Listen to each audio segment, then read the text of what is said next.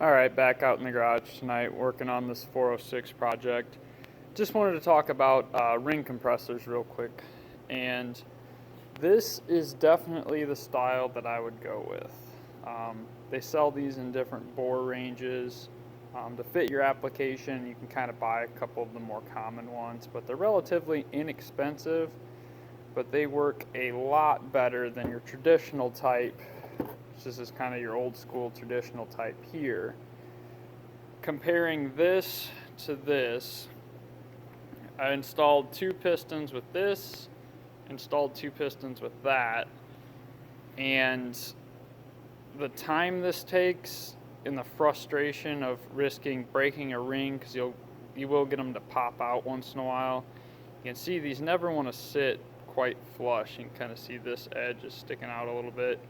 You kind of constantly have to square them up,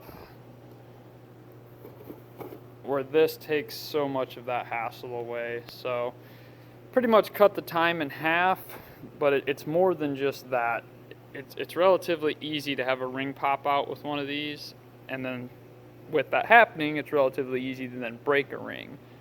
These I haven't had any real trouble at all. So with that being said, this block's a little bit more difficult because it was been decked. And if you look closely, well, you can see it on this one. There's a little bit of a chamfered edge, and that helps start your rings.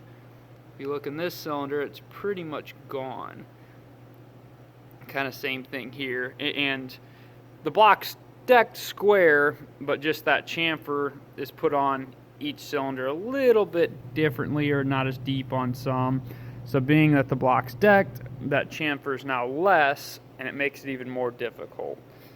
With that being said, this is a 72 block.